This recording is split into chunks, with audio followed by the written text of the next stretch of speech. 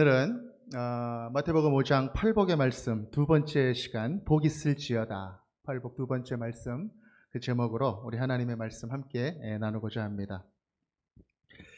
복에 대해서 참 많은 정의가 있고 또 복에 대한 바람이 있습니다. 사람의 숫자만큼이나 많은 것이 그것이 아닌가 생각합니다. 이 자리에 계신 여러분들은 어떤 복을 복이라 여기고 또 그것을 받기 원하고 계십니까? 어떤 분들은 물질의 복을 그 복으로 여기고, 또 어떤 분들은 건강의 복, 또 배우자의 복, 또 자녀의 복, 이런 여러 가지 복을 복이라 여기고 또 기도하고 구하고 있습니다. 또 어떤 분들은 농사 짓는 분들 같은 경우에는 심으면 잘 자라는 그런 복들, 그리고 비즈니스 하시는 분들 같은 경우는 관계가 잘 맺어지고 이렇게 의도하는 일들이 잘 열매가 맺어지는 그 사업의 축복, 이런 것들을 또 원하고 있습니다.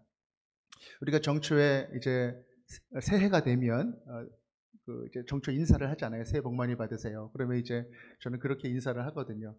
새해 복 많이 받으시고 가득 받으시고 그득그득 받으시고 차고 넘치도록 받으시고 복이 그냥 막 나눠줘도 남을 정도로 받으시고 복 사태가 날 정도로 받으시고 나눠줘도 남을 정도로 받으시고, 이쯤 되면은 이제 복을 많이 받으라는 말씀이 길어지니까 아무리 길어져도 계속 이렇게 웃으면서 이렇게 계속 그 얘기를 들으신 것을 이렇게 보게 됩니다.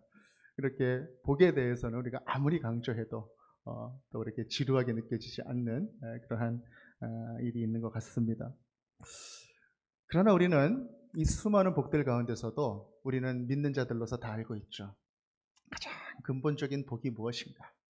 바로 그것은 하나님을 알고 하나님을 믿고 하나님과 동행하는 것, 그것이 바로 복입니다. 하나님을 알고 하나님을 믿고 하나님과 동행하는 것, 그것이 가장 근본적인 복인 것입니다. 하나님을 알고 믿고 그분과 동행하면 하나님께서 다 책임지십니다. 그분이 모든 우리가 바라는 것들, 그 복의 근원이실 뿐만 아니라 우리가 하나님을 믿을 때에 그분의 섭리와 그분의 다스리심 안에 우리가 들어가기 때문에 그런 것입니다. 창세기 1장 28절을 보면 하나님이 인간을 지으신 다음에 복을 주셨다, 그렇게 기록하고 있습니다. 이 복이 바로 하나님을 알고 믿고 동행하는 그 복인 것이죠. 그리고 나서 하나님께서 이 복을 주신 다음에 생육하고 번성하라, 그렇게 말씀하셨습니다. 생육하고 번성하는 그 모든 필요한 조건들을 하나님께서 다 주신다는 것입니다. 모든 것들을 하나님 안에 거할 때 그 모든 물질적인 복까지도 하나님께서 부어주시는데, 이 모든 것들은 하나님과의 온전한 관계 안에서 완성되는 그러한 축복이다라고 하는 것입니다. 이 복은 하나님께서 우리에게 은혜로 주시는 복입니다. 은혜로 주시는 복. 우리가 어떤 자격이 있거나 그 복을 받을 만한 그런 합당한 조건이 준비되어서 받는 것이 아니라 하나님께서 선물로 우리에게 주셨다라는 것이죠. 우리가 하나님을 떠나서 죄의 자리에 있었던 그때에도 하나님께서는 우리에게 복을 주시기로 작정하시고 직접 찾아오셨습니다. 바로 그분이 하나님의 아들 예수 그리스도이십니다. 그분이 계시기 때문에 우리는 이 복을 여전히 가질 수 있고, 또 성령께서 우리 안에 계시기 때문에 이 복을 누리며 우리는 살아갈 수 있는 것입니다. 하나님께서 주시기로 작정하셨기 때문에 받는 은혜가 바로 이 복인 것이죠. 이 복을 소유한 사람의 모습, 그 모습을 기록한 것이 바로 팔복의 말씀인 것입니다. 하나님이 함께하는 너희들은 복이 있다. 힘들고 고단하게 살아도 이 근원적인 복이 너희에게 있다. 이 복. 그렇기 때문에 이 팔복의 모습은 8가지의 서로 다른 그런 복의 모습이 아니라 근원적인 복받은 사람의 8가지 모습이다. 우리가 이렇게 이야기할 수 있는 것입니다. 우리는 지난주에 심령이 가난한 자는 천국이 저의 것이다. 애통하는 자는 위로를 받을 것이다. 온유한 자는 땅을 기업으로 차지할 것이다 라고 하는 그 말씀을 나눴는데요. 오늘은 그 다음 네 번째부터 함께 말씀을 또 나누도록 하겠습니다. 우리 마태복음 5장 6절 함께 읽겠습니다. 시작. 의에 줄이고 목마른 자는 복이 있나니 그들이 배부를 것이니요. 아멘. 여러분, 목말라 보신 적 있으십니까? 네. 저는 전에 중동에서 살 때 아주 갈증의 뜨거운 맛을 한번 본 적이 있습니다. 평균 기온이 한 45도 되고요. 제가 경험한 가장 높은 기온은 한 52도 정도 되거든요. 그럴 때 그런 날씨에 이렇게 다니는데 물이 없다. 그러면 상당히 괴롭겠죠. 한 번은 제가 장거리 운전을 하면서 이렇게 여행을 가게 되었는데, 그러니까 비즈니스 차원에서 이렇게 가게 되었는데, 한 450km 정도 이렇게 가야 되는데, 물을 안 챙겨간 거예요. 그런데 그날이 하필이면 또 라마단 시작하는 그날이었습니다. 그래가지고 물을 살 수도 없고, 그래가지고 아주 심각하게 갈증을 느꼈었던 그런 적이 있습니다. 또 한 45도 정도 되는 그 기온에서 제가 한 두세 시간 정도 또 걸어 다녔던 물 없이 그런 적도 있는데, 그때 아주 느꼈던 그 갈증을 생각하면 아주 고생스러웠던 그런 기억이 납니다. 오늘 6절 말씀을 대하니까 그런 목마름, 그 목마름이 생각이 납니다. 여러분들도 다 그런 경험이 있으실 텐데, 줄이고 목마른 사람들에게 복이 있다는 말씀입니다. 그런데 뭐에 줄이고 목마른 사람이라고 합니까? 의에 줄이고 목마른 사람이다, 이렇게 말씀하시는 것이죠. 옳다. 이 의라고 하는 뜻을 우리가 생각해 볼 때 어떤 뜻이 있습니까? 헬라어로는 디카요스네라고 하는 그런 단어를 썼는데, 옳다, 바르다, 그리고 올곧다라고 하는 그런 뜻입니다. 바로 의롭다라고 하는 그런 뜻이죠. 이 의는 바로 우리 하나님의 성품인 것입니다. 우리가 예수를 믿게 되면 하나님으로부터 의롭다라고 하는 그러한 칭함을 받게 됩니다. 이때도 의가 나오는데, 저는 이 의로움이라고 하는 것을 어떤 말로 표현해 볼 수 있을까? 제 나름대로 이렇게 표현을 해 본 적이 있는데, 저는 이렇게 이야기를 좀 하고 싶어요. 의는 바로 하나님스러움이다. 하나님을 닮은 것이다 라고 하는 것입니다. 하나님이 의이시기 때문에. 우리가 보통 죄를 말하는 헬라어를 헤트라고 하고, 또 히브리어를 헤트라고 하고, 또 헬라어를 하마르티아라고 하는 말을 씁니다. 근데 이 두 가지 단어의 공통점은 뭐냐면, 둘 다 중심으로부터 빗나갔다라고 하는 그런 뜻을 가지고 있다라는 것입니다. 영어로는 transgression이라고 하는 뜻이죠. 그렇기 때문에 이 하나님의 관역에서 빗나갔다라고 하는 것이 이 죄다, 이렇게 이야기할 수 있는 것이죠. 그런데 의롭다라고 하는 것은 무슨 뜻인가? 바로 하나님의 관역에 정확하게 맞았다, 그런 의미가 되는 것입니다. 하나님의 거룩함, 하나님의 올바름, 하나님의 뜻에 합당한 것, 그렇게 하나님을 닮은 것, 그것이 바로 의롭다라고 하는 것이죠. 우리는 하나님처럼 의롭게 되지 않으면 하나님과 가까이 할 수 없습니다. 그렇기 때문에 예수님께서 부족한 우리들을 위해서 십자가에 달려 죽으심으로 우리가 예수를 믿을 때 바로 우리도 하나님과 같이 의롭게 되었다, 그렇게 칭함을 받게 되는 것이죠. 그러한 예수님의 의로움 가운데 우리가 거하면서 그 의를 먹고 마시면서 살아가게 되는 것입니다. 오늘 말씀처럼 만약에 내 안에 의가 없어서 내가 사는데 참 나는 의에 줄이고 목마르다, 내 안에 의가 필요하다, 이렇게 느끼는 사람이 있다면 그분은 역설적이게도 의 없이 살 수 없게 된 그러한 축복을 받은 사람이 되는 것입니다. 여러분, 거식증에 걸린 사람이 있습니다. 몸이 바짝바짝 말라가고 점점 쇠약해져서 죽음으로 가고 있는데, 거식증에 걸리게 되면 음식을 찾지 않습니다. 음식을 먹을 수도 없고, 의가 없어서 내가 하나님을 닮아가는 그 모습이 내 안에 없어서 계속 죽어가도 의에 줄이고 목마른 그 마음이 내게 없다면 나는 영적 거식증에 걸린 사람이 되는 것이죠. 그렇기 때문에 하나님을 찾는 것, 의에 줄이고 목마르게 되었다라고 하는 것은 하나님을 찾는 인생이 된 것입니다. 그렇기 때문에 축복이다, 이렇게 말씀을 드릴 수 있는 것입니다. 너희가 하나님을 소망하고 하나님을 바라고 하나님 없이 살 수 없게 된 인생, 그 인생이 되었기 때문에 너희들은 복이 있다. 그렇게 이야기하는 것입니다. 너희들은 하나님의 의로 배부름을 얻게 될 것이다. 바로 그 의가 예수 그리스도이시다 라고 하는 것이죠. 우리 요한복음 6장 35절 함께 읽겠습니다.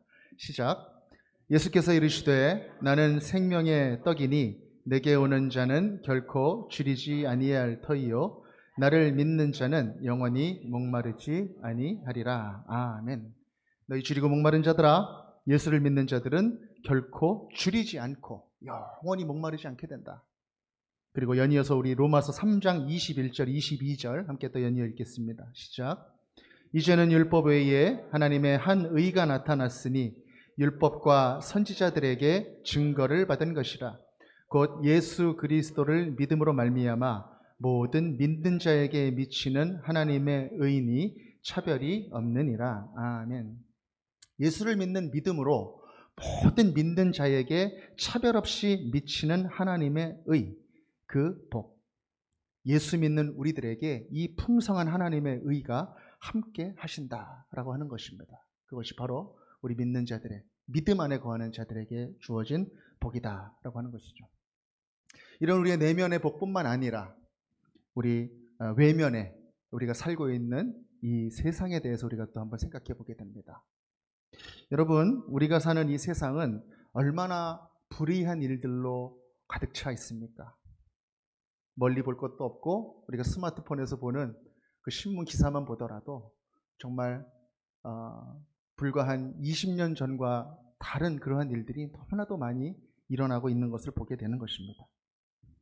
정치적인 영역을 보더라도 온갖 술수와 음모가 아주 횡행하고 있고 또 전쟁의 소문이 늘어만 가는 그런 뉴스들을 우리가 보게 됩니다. 범죄가 들끓는 그런 사회가 되었고 또 부모가 자식에게 몹쓸 짓을 하기도 합니다. 차마 강단에서 입에 담기도 어려운 그런 일들을 부모가 자식에게 하기도 하고 또 자식이 부모에게 또 그렇게 몹쓸 짓을 하기도 합니다. 보험금 때문에 부모를 죽이기도 하고 부모를 상하게 하기도 하고 그런 일들이 너무 많이 빈번하게 신문지상에 등장을 해서 이제는 어색하지도 않을 정도로 그런 사회가 벌써 되어버린 것입니다. 이런 뉴스들을 이렇게 들을 때 가끔 그런 생각이 들어요. 아득해질 때가 있습니다. 우리가 하나님을 믿고 그 의 가운데 살아가는 사람들이지만 우리가 살고 있는 이 세상은 도대체 어디까지 가려고 이러는가 그런 생각이 들 때가 있는 것이죠. 특히 제 마음이 참 너무나 아픈 그런 경우들은 언제냐면 우리 교회에서 이렇게 나가서 저 제기동역 쪽으로 가다 보면 플랜카드가 하나 붙어 있어요. 실종된 딸을 찾는 그러한 아버지의 절규입니다. 실종된 사람들, 언제 어디에서 어떤 일을 당했는지, 무슨 일을 당했는지 아무도 알 수 없는 그 사람. 그 일을 당한 사람이 있는데 그 일을 행한 사람, 그 사람은 잡히지도 않고 아무도 모르게 그냥 그렇게 그 사람의 일생 끝날 때까지 그렇게 갈 수밖에 없는 그런 상황들, 그런 일들을 생각하면 참 이 세상에 의가 있는가 그런 생각이 들 때가 있습니다. 참 얼마나 억울하고 참 불쌍한 그러한 사람들이겠습니까? 하나님의 의가 목마르고 하나님의 의가 배고프고 그런 일들이 좀 하나님께서 의롭게 다 해결해 주시면 좋겠는데 당장 우리가 살고 있는 이 세상에는 그런 일들이 너무나도 많이 횡행하고 있고 세상은 점점 더 어두워져 가는 것만 같습니다. 그런 뉴스를 접할 때 솔직히 좀 막막해질 때가 있습니다. 여러분들은 어떠십니까? 여러분들은 그런 뉴스를 들을 때 어떤 마음이 드십니까? 여러분들이라고 어찌 막막하지 않으시겠습니까? 그러나 여러분, 오늘 말씀은 우리에게 분명하게 선포하고 있는 것입니다. 바로 그것이 무엇이냐? 의에 줄이고 목마른 너희들아, 너희에게 복이 있다. 너희가 배부를 것이다. 너희가 그 의로 인하여 배부르게 될 것이다. 라고 하는 하나님의 말씀이 선포되고 되고 있는 것입니다. 왜 너희들이 의로 배부르게 되느냐? 바로 우리 의로우신 하나님이 살아계시기 때문이다 라는 것입니다. 하나님이 살아계신다. 그 의로우신 하나님이 지금도 우리와 함께 하신다. 살아계신다. 그 이유 때문에 바로 우리가 의로 배부르게 될 수 있다는 근거가 되는 것입니다. 모든 것을 아시고 모든 것을 판단하시고 모든 것을 하나님의 때에 심판하실 그 하나님의 의로우심이 있고, 그 의를 이루기 위하여 예수께서 이 땅에 오셨고, 그 예수께서 다시 오시는 그날에 새하늘과 새 땅이 이 세상 가운데 펼쳐지게 될 것이다 라고 하는 그 언약이 우리에게 주어졌다라고 하는 것입니다. 의에 줄이고 목마른 자에게 주어진 복은 무엇인가? 바로 이 언약이, 이 약속이 우리에게 있다라고 하는 것입니다. 그것이 바로 우리가 의로 배부르게 될 근거인 것입니다. 의로우신 하나님이 그 의를 드러내실 것이다. 그 하나님이 바로 우리 하나님이시다. 이렇게 선포하고 있는 것입니다. 우리 요한계시록 15장 3절에서 4절 말씀 우리 함께 읽도록 하겠습니다. 시작. 하나님의 종 모세의 노래 어린 양의 노래를 불러 이르되 주 하나님 곧 전능하신 이시여 하시는 일이 크고 놀라우시도다. 만국의 왕이시여 주의 길이 의롭고 참되시도다. 주여 누가 주의 이름을 두려워하지 아니하며 영화롭게 하지 아니하오리이까. 오직 주만 거룩하시니이다. 주의 의로우신 일이 나타났음에 만국이 와서 주께 경배하리이다 하더라. 아멘. 의로우신 예수 그리스도께서 나타나실 것이다. 그 언약이 우리에게 있다라고 하는 것입니다. 그 언약 가운데 우리가 살아간다라고 하는 것입니다. 그 믿음 가운데. 여러분, 그 언약이 없다면 이 실종된 사람들 얼마나 불쌍하겠습니까? 그냥 그대로 사라져버리는 인생이라면. 그러나 그 하나님께서 살아계시다. 의로우신 하나님께서 살아계시다. 이 믿음 가운데 우리가 살아간다라고 하는 것입니다. 여러분, 살아계신 하나님을 여러분 신뢰하시기 바랍니다. 살아계신 하나님을 고백하시기 바랍니다. 진실되게.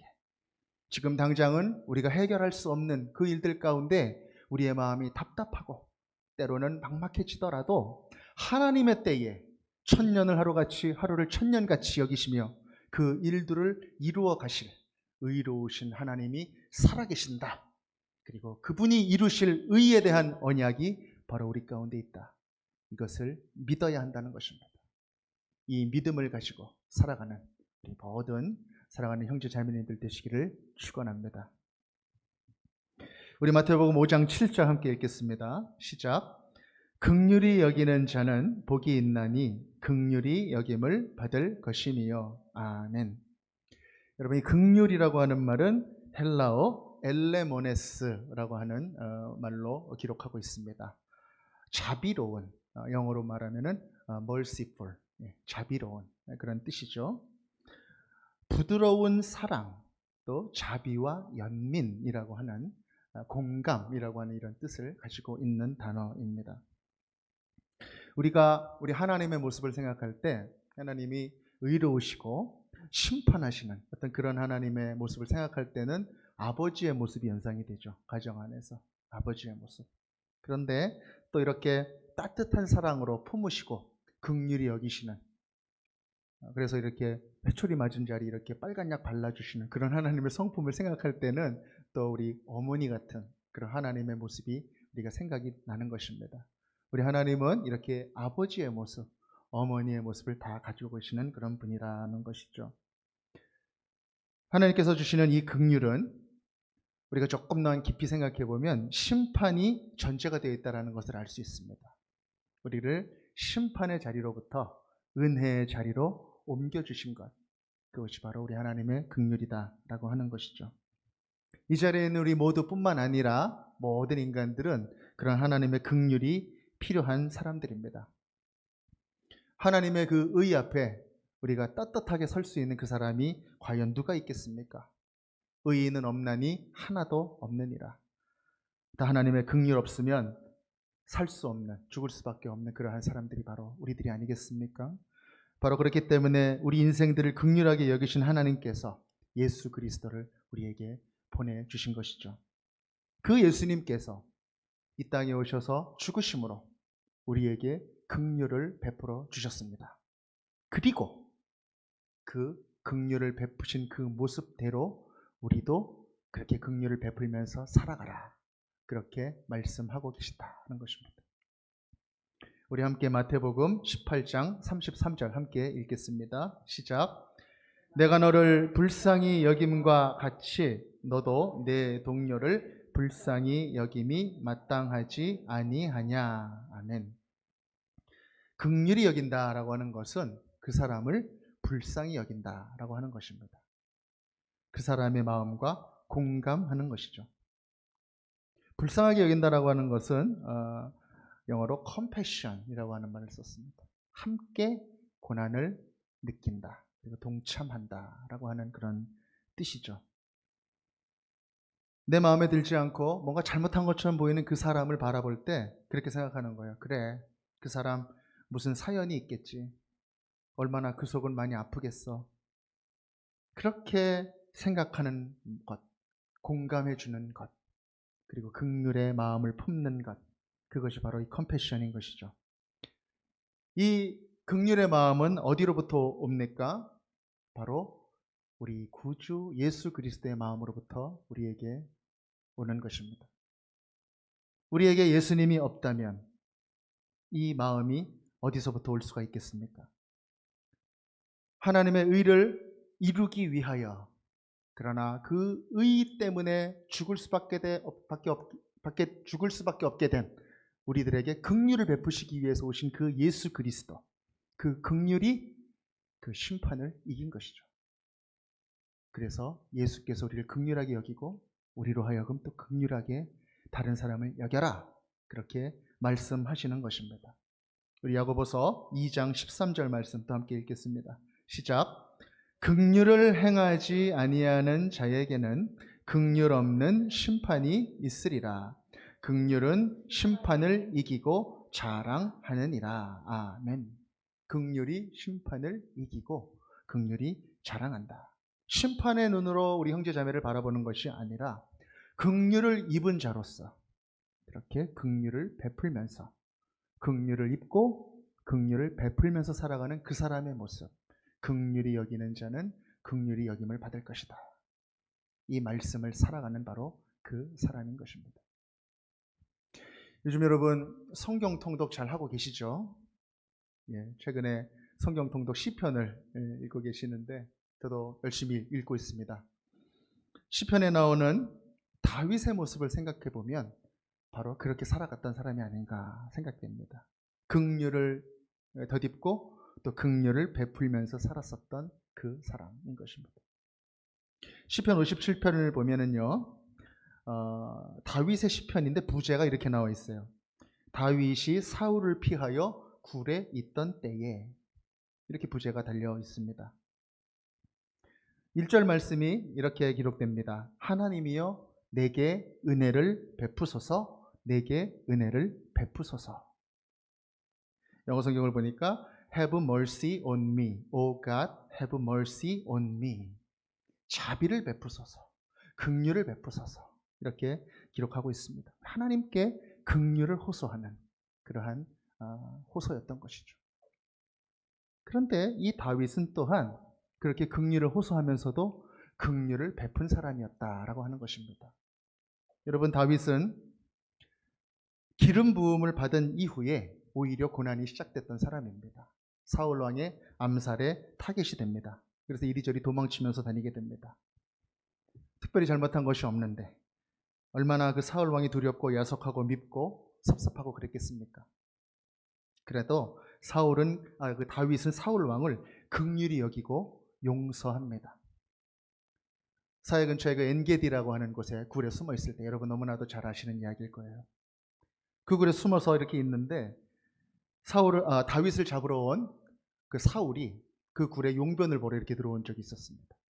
깜깜해서 그 굴 안은 보이지 않고, 만약에 다윗이 사울을 죽이려고 마음먹었더라면 정말 그것은 하나님이 베푸시는 그 기회라고 여겨질 만큼 너무나도 완벽한 그러한 찬스가 그에게 왔습니다.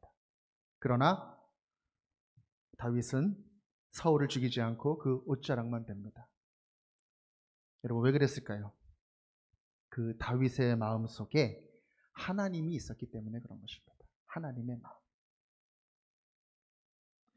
하나님이 기름 부음 받은, 하나님이 기름 부으신 그 사람을 내가 죽일 수 없다. 그러면서 그 심판의 자리를 내가 대신할 수 없다. 그러면서 용서하는 것입니다. 그리고 자비를 베푸는 것입니다. 그 자비를 베풀었던 다윗이 지금 하나님께, 하나님 긍휼을 베풀어 주옵소서, 그렇게 기도하고 있는 것이죠. 다윗이 사울을 살려준 것은 그 한 번뿐이 아닙니다. 사무엘상 26장을 보면 다윗이 십광야라고 하는 곳으로 도망을 갔는데, 거기 또 사울 왕이 3,000명을 데리고 잡으려고 다윗을 쫓아갑니다. 다윗이 그걸 알고 용맹한 장수부 하나를 데리고 가서 그 진지로 몰래 들어갑니다. 그리고 사울이 머물고 있었던 텐트를 발견합니다. 같이 갔던 부하가 말씀만 하십시오, 제가 죽이겠습니다, 그렇게 이야기를 합니다. 그러나 다윗은 그러면 안 된다, 이렇게 얘기하고 내가 거기 갔다 왔다라고 하는 증표로 창과 물병만 가지고 나옵니다. 다윗은 또 사울을 용서한 것입니다. 다윗 마음속에 하나님의 마음이 있었기 때문에 그런 것입니다. 사랑하는 여러분, 우리가 진정한 긍휼의 마음을 품고 긍휼을 베풀 수 있으려면 우리 마음속에 하나님의 마음이 품어져야만 합니다. 하나님의 마음이 품어져야 긍휼이 품어지고, 긍휼의 마음이 품어져야 긍휼이 우리의 삶을 통하여 베풀어지게 되는 것입니다. 긍휼을 베푸는 사람, 진실되게, 그 사람은 이미 하나님의 긍휼 안에 들어가 있는 그런 사람이 되는 것입니다. 예수님을 믿고 예수님 때문에 주님이 주시는 마음으로 긍휼하게 여기려고, 긍휼하게 살라고 애쓰는 사람은 이미 예수님께서 긍휼하게 여겨주시고 긍휼을 베풀어 주신 그 사람이다라고 하는 것입니다. 사랑하는 여러분, 이 긍휼의 마음을 품고 사시기 바랍니다. 하나님께서 주시는 이 귀한 마음, 예수님의 긍휼 안에 머물고 그리고 예수님의 긍휼을 베풀며 살아가는 우리 모든 형제 자매님들이 되시기를 우리 구주 예수 그리스도의 이름으로 축복합니다. 우리 5장 8절도 한번 읽겠습니다. 시작. 마음이 청결한 자는 복이 있나니 그들이 하나님을 볼 것임이요. 아멘. 마음이 청결한 자는 복이 있다. 그들은 하나님을 볼 것이다. 마음이라고 하는 말은 헬라어로 카르디아라고 하는 말을 썼습니다. 정신, 마음, 하트 이렇게 번역이 되어 있는데, 조금 더 구체적으로는 생각과 의견, 생각과 의견을 의미하는 그런 말이죠.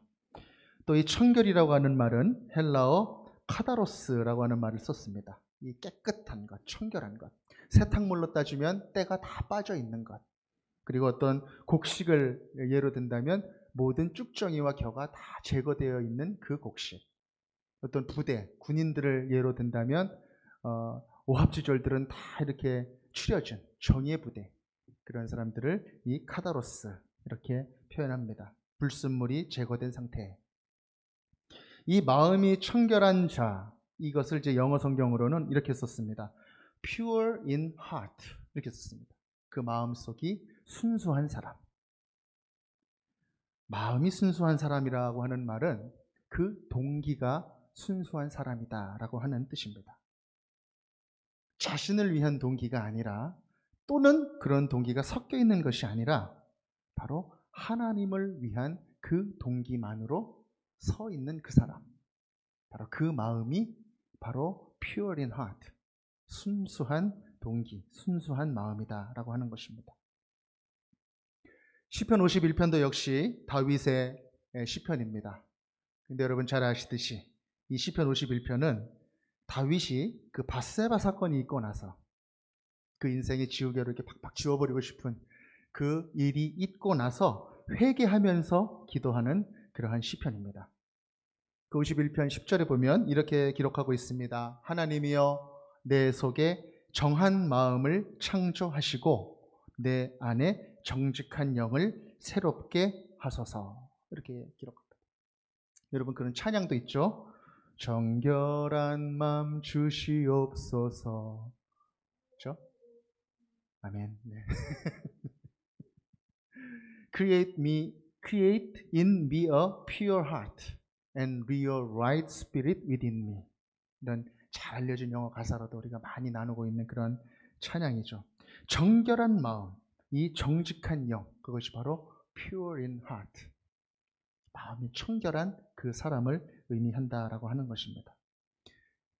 우리아를 죽이면서 밧세바를 취하기 위한 그 과정 하나하나를 밟으면서 이 다윗은 그렇게 마음이 깨끗하지 않았습니다. 더러운 불순물이 그의 마음속에 같이 있었습니다. 그가 완전 범죄를 꿈꾸면서 우리아에게 특별 휴가도 줬습니다. 겉으로는 수고한 장수에게 어떤 공로를 인정하고 하사하는 그런 모습이었지만 속으로는 완전 범죄를 꿈꾸는 그런 불순물이 그 마음속에 있었다라고 하는 것이죠. 또 잔치를 열어주고 취하게 하여서 밧세바와 동침하게 하는, 그 집에서 잘 쉬게 하는 그러한 겉으로의 모습은 있었지만 자기가 임신시킨 그 아이를 우리아의 아이로 만들려고 하는 그러한 더러운 불순물이 그 마음속에 있었다라고 하는 것입니다. 앞으로는 친절을, 뒤로는 완전 범죄를 꿈꾸었던 것이죠. 이도저도 다 안 되니까 다윗은 어떻게 했습니까? 우리아를 그 요압이라고 하는 그 장수를 시켜서 죽이게 됩니다. 겉으로는 치열한 전투에, 다 나가야 되는 전투에 그렇게 해서 죽은 것 같지만 그 안에 음모가 있었고 술수가 있었습니다. 그래서 우리아는 그렇게 죽게 됩니다. 정직이 사라졌던 이 다윗의 마음, 그 마음 속에 하나님이 사라지고 보이지 않았던 것입니다. 그래서 지금 다윗은 하나님께 기도하는 것입니다. 내 안에 정결한 마음을 주옵소서. 정한 마음을 창조하시고 리뉴하여 주옵소서. 새롭게 하여 주옵소서. 그렇게 호소하고 있는 것이죠. 여러분, 우리의 삶 속에 우리들의 모습은 어떻습니까? 우리의 삶도 원하지 않았지만 우리가 알지 못하는 부지불식간에 그러한 불순물들이 우리 마음속에 들어오고, 우리가 좋은 뜻으로 시작했지만 또 그러한 불순물들이 들어와서 깨끗하지 못한, 청결하지 못한 그런 마음이 되는 것을 우리가 얼마나 많이 경험합니까? 또 세상 속에서 남도 나를 속이고 나도 남을 속이는 그러한 상황 속에서 원하지 않지만 또 혼란스럽고 꼬여버린 그러한 상황이 찾아오면 우리는 어떻게 해야 되겠습니까? 바로 우리의 동기, 우리의 마음, 그 마음이 하나님 아버지 앞에 순수하게 될 수 있도록, 청결하게 될 수 있도록 그렇게 이 다윗의 기도처럼 그렇게 기도하며 나아가야 하지 않겠습니까? 오늘 8절은 그렇게 말씀하는 것입니다. 청결한 마음으로 사는 사람들, 그 사람은 하나님을 보게 될 것이다. 하나님을 보게 될 것이다. 그 마음 가운데 모든 불순물들이 사라지고 하나님의 마음만 품게 되었을 때 하나님을 보게 될 것이다. 이 말씀을 묵상하는데 제 머릿속에 떠오르는 인물이 하나가 있었습니다. 야곱입니다. 야곱. 인생의 구비구비를 지나가면서 하나님께서 그 마음을 만져주시고 또 인도해 주셔서 깨끗해지고 마침내 하나님의 얼굴을 보게 된 그 사람, 바로 야곱입니다. 야곱. 여러분, 야곱은 어떤 사람이었습니까? 축복을 받은 사람이죠. 축복을 받기는 받았는데 어떻게 해서 받았습니까? 속여서 받았죠. 속여서. 어머니하고 합작을 해서 형한테 가야 될 그 복을 가로챈 사람입니다. 마음이 깨끗하지 못한 것이죠. 그 마음속에 꺼림칙한 것이 있었을까요? 없었을까요? 있었습니다. 하나님의 복을 내가 소유한 것 같았지만 거짓이 그 안에 같이 있었기 때문에 그런 것입니다. 그래서 꺼림직한 것이 있었습니다. 그래서 어떻게 합니까? 당장 에서가 죽이려고 하잖아요. 그러니까 도망갑니다. 하란에 있는 삼촌 집으로 도망을 갑니다. 그런데 이 삼촌 라반이라고 하는 사람은 야곱보다 한 수 위입니다. 속이기도 야곱보다 더 잘 속이고 아주 교활하고 아주 계략적으로 잘 부려먹기도 잘 부려먹습니다. 그래서 작은 딸 라헬을 사모하여서 7년 동안 열심히 일해서 결혼을 시켜달라고 하니까 은근슬쩍 첫날 밤에 1+1 1+1으로 눈이 시력이 조금 약한 레아라고 하는 딸을 보내고 일주일 동안 합방시킨 다음에 내가 라헬을 줄 텐데 7년 더 일해. 그러면서 아주 교묘하게 이렇게 14년을 딸도 시집 보내고 사위도 얻고 14년 부려먹고 그러면서 재산은 많아졌었다. 그런 한 수 위의 사람이 바로 이 라반이었던 것이죠. 그 라반을 만나서 마음고생도 하고 몸고생도 하면서 이 야곱은 점점 그 인생이 다듬어져 갑니다. 그래서 20년이 지난 후에 하나님의 인도하심을 따라서 부엘세바, 그 아버지가 사는 곳으로 또 가게 됩니다. 그런데 그렇게 아버지가 있는 그곳으로 가려고 하는데 뭐가 마음에 걸릴까요? 에서가 걸리는 것입니다. 에서가. 다 잊어버린 것 같았었던 그 깨어진 관계. 마치 미숫가루 이렇게 가만두면은 밑에 딱 가라앉아 있었는데 안 없어지잖아요. 미숫가루가. 그런 것처럼 다시 대면하러 가야 된다고 생각하니까 다시 그러한 관계들이, 거짓들이 다 마음속에 살아나게 되었던 것입니다. 그래서 그 마음, 에서를 생각하는 그 마음 속에 갈등이 시작됩니다. 갈등. 그래서 에서를 만나러 가면서도 마음이 불편한 것입니다. 축복을 훔친 야곱. 하나님을 소망해서 그 복을 구했지만 거짓이 그 안에 있었기 때문에 불편했던 그 마음으로 에서를 볼 수 없는 것이죠. 그래서 야곱은 어떻게 합니까? 선뜻 야복강을 못 건너갑니다. 그 강만 건너면 아버지의 집 형님을 만날 수 있는데 못 건너갑니다. 그래서 어떻게 합니까? 형님에게 줄 선물을 때로 나누어서 이렇게 먼저 건너보냅니다. 이걸 받아보면 형님이 마음이 조금이라도 누그러지지 않을까. 그리고 또 두 아내와 두 여종과 또 11 아들을 같이 먼저 또 이렇게 밤에 보냅니다. 가족들을 먼저 이렇게 보고 인사시키면 마음이 좀 누그러지지나 않을까. 근데 자기는 못 건너갑니다. 그래서 야복강 이쪽 편에 혼자 남습니다. 밤에 그렇게 자기의 모든 가족, 재산들을 다 보내고 남은 그 야곱. 그 야곱의 마음은 여러분 어땠을까요? 그동안 열심히 살아왔는데, 정신없이 그렇게 살아왔는데, 때로는 속이기도 하고, 속기도 하고, 그렇게 살아왔었던 인생, 형님을 대면해야 되는데, 그 형님이 어른거리는데 내 마음속에는 풀리지 않는 그 거짓의 문제가 남아있는 것입니다. 그래서 갈등합니다. 하나님으로부터 축복을 받아서 그 축복이 다 내 것이 된 줄 알았는데 그것이 나의 복이 아닌 것처럼 느껴지는 것입니다. 왜? 그 안에 거짓이 있었기 때문에. 그래서 씨름합니다. 어떤 사람하고 계속 씨름을 합니다. 그 마음을 이기지 못해요. 그래서 그 자리에서 환도뼈, 개역개정에는 허벅지 관절 이렇게 표현되어 있는데 거기가 위골이 됩니다. 그래서 야곱이 몸도 성치 못한 그런 불구자가 됩니다. 그래도 야곱이 계속 그 사람에게 매달립니다. 나를 bless 해주세요. 나를 축복해 주세요. 그 제목 가지고 계속 매달리는 것입니다. 여러분, 장자의 축복을 가로쳐서 받았습니다. 그 복이 내 것이라고 생각한다면 왜 이렇게 매달려서 그 복을 달라고, 나를 축복해 달라고 왜 구했을까요? 그 복이 내 것이 아니기 때문입니다. 거짓이 있었기 때문에, 청결하지 못한 마음이 그 안에 있었기 때문에.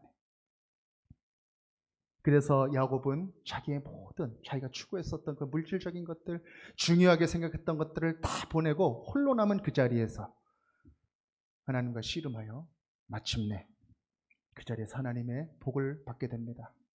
그리고 이름이 야곱에서 이스라엘로 바뀌게 됩니다. 그리고 야곱은 그 장소의 이름을 무엇이라고 합니까? 브니엘이라고 말합니다. 브니엘. 여러분이 브니엘이라고 하는 뜻이 뭡니까? 내가 하나님을 대면하였다. 그러나 내가 목숨이 보존되었다. 그런 뜻이죠. 내가 하나님을 대면하였다. 영어 표현 보니까 I saw God face to face 그렇게 되어 있어요. 대면하여 얼굴을 하나님을 대면해서 보았다라고 하는 그런 뜻입니다. 그 자리에서 거짓으로 축복받았던 그 야곱의 마음이 하나님 앞에서 다 모든 것을 내려놓고 씨름하여서 청결하게 되었던 그 사건의 자리가 바로 이 브니엘의 자리가 되었던 것입니다. 바로 그때 이 야곱에게 하나님의 얼굴이 보이게 되었다라고 하는 것이죠. 하란으로 도망칠 때까지만 해도 이 야곱은 하나님과 거래했었던 사람입니다. 딜을 했었던 사람이에요. 베델이라고 하는 곳, 하나님의 집이라고 하는 그곳에서 그렇게 얘기합니다. 하나님, 나 안전하게 다시 이 아버지의 땅으로 돌아오게 해주시면 하나님의 집을 만들어 드릴게요. 그리고 주님께서 베풀어 주신 것의 10분의 1을 내가 11조로 바칠게요. 물질적인 것에 하나님과 거래하고 있는 그 모습이 바로 이 야곱의 모습이었습니다. 그게 바로 베델의 야곱의 모습입니다. 그런데 지금 이 브니엘의 야곱의 모습은 어떻습니까? 하나님의 얼굴을 보았다. 그 모든 자기가 가지고 있었던 가치들을 다 내려놓고 청결한 마음으로, 깨끗한 마음으로 하나님을 바라볼 수 있게 되었다. 그것을 이야기하고 있는 것입니다. 마음에 속임수가 있고 자기만을 위한 동기로 가득 찼을 때 그는 욕망의 의뢰가 되어서 도망갔지만 다 내려놓고 하나님을 깊이 만나게 됐을 때 하나님의 얼굴을 보는 축복, 그 축복을 받고 나니까 에서도 만날 수 있게 되는 것입니다. 에서를 내가 직접 대면할 수 없어서 먼저 보냈던 그 선물들, 가족들 다 강 건너에 스톱시켜 놓고 야곱이 먼저 갑니다. 그래서 에서를 먼저 만납니다. 그리고 다 소개하는 것입니다. 그리고 나서 창세기 33장 10절에서 그렇게 에서에게 고백합니다. 우리 함께 읽을까요? 창세기 33장 10절 함께 읽겠습니다. 시작. 야곱이 이르되 그렇지 아니하니이다. 내가 형님의 눈앞에서 은혜를 입었사오면 청하건대 내 손에서 이 예물을 받으소서. 내가 형님의 얼굴을 배운즉 하나님의 얼굴을 본 것 같사오며 형님도 나를 기뻐하심이니이다. 아멘. 내가 형님의 얼굴을 배운즉 하나님의 얼굴을 본 것 같다. 그렇게 고백하고 있는 것입니다. 그렇게 두려워서 강도 못 건너가고 다른 식솔들을 먼저 보냈던 그 두려웠던 형의 얼굴이 내 동기가 깨끗해지고 정말 회개하는 마음이 되고 하나님을 만나게 되는 그 마음이 되니까 바로 이렇게 변하게 되었다라고 하는 것입니다. 마음이 청결한 사람은 복이 있다. 그들이 하나님의 얼굴을 본다. 이 말씀이 야곱의 얘기더라고요. 사랑하는 여러분, 하나님의 얼굴을 보고 싶으시면 하나님 아버지 앞에 순수한 마음을 가지시기 바랍니다. 정결한 마음을 가지시기 바랍니다. 내 마음에 나도 모르게 들어와 있었던 불순물을 하나 둘씩 정지하고 떼어버리고 하나님만을 위한 그 순수한 동기로 나아가시기를 바랍니다. Pure in heart. 하나님의 얼굴을 보게 될 줄로 굳게 믿습니다. 오늘 말씀을 맺겠습니다. 오늘 함께 나눈 팔복의 말씀, 의에 줄이고 목마른 사람, 또 긍휼히 여기는 사람, 마음이 청결한 사람, 이 모든 사람들은 다 하나님의 마음을 품은 사람들이 아니겠습니까? 우리 마음에 찾아오신 예수님의 그 마음을 품고 살아가면서 의에 배부르고 또 예수님의 긍휼 안에 거하며 또 하나님의 얼굴을 보며 날마다 살아가는 그러한 우리 한 사람 한 사람이 되시기를 간절히 축복합니다. 그렇게 팔복의 기쁨을 누리며 살아가는 우리 모든 제기동 서울중앙교회 형제 자매님들 되시기를 우리 구주 예수 그리스도 이름으로 축복합니다.